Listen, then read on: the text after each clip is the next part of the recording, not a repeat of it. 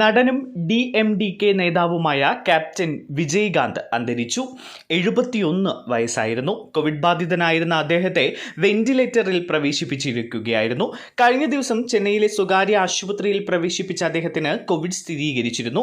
തുടർന്ന് ആരോഗ്യനില ഗുരുതരമായതോടെയാണ് വെന്റിലേറ്ററിലേക്ക് മാറ്റിയത്.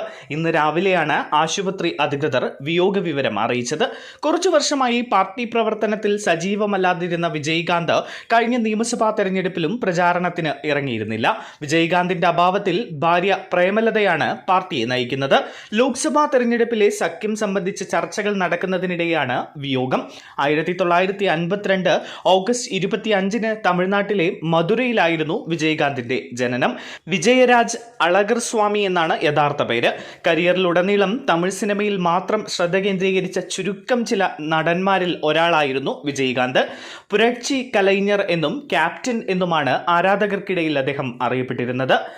MA കാജ സംവിധാനം ചെയ്ത് 1979 പുറത്തിറങ്ങിയ ഇനിക്കും ഇളയമയായിരുന്നു ആദ്യ ചിത്രം. നടൻ വിജയുടെ പിതാവ് SA ചന്ദ്രശേഖർ സംവിധാനം ചെയ്ത ചിത്രങ്ങളായിരുന്നു തുടക്കകാലത്ത് വിജയകാന്ത് ചെയ്തതിൽ അധികവും.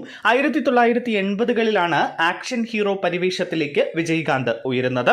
80കളിലും 90കളിലും തമിഴിൽ നിരവധി സൂപ്പർ ഹിറ്റുകൾ നൽകിയ വിജയകാന്തിനെ ആരാധകർ ക്യാപ്റ്റൻ എന്നാണ് വിളിച്ചിരുന്നത്. ദേശീയ മുർപോക്ക് ദ്രാവിഡ കഴകം എന്ന രാഷ്ട്രീയ പാർട്ടിയുടെ സ്ഥാപക നേതാവാണ് അദ്ദേഹം. 2 തവണ തമിഴ്നാട് നിയമസഭാംഗമായിരുന്നു. ഭാര്യ പ്രേമലത, മക്കൾ ഷൺമുഖ പാണ്ഡ്യൻ, വിജയ പ്രഭാകർ. 2001 തമിഴ്നാട് സർക്കാരിന്റെ കലൈമാമണി അവാർഡ്, 1989 ചെന്തുരപ്പൂവേ എന്ന ചിത്രത്തിന് മികച്ച നടനുള്ള അവാർഡ്, 1988 മികച്ച നടനുള്ള ഫിലിം ഫെയർ അവാർഡ് എന്നിവ നേടിയിട്ടുണ്ട്.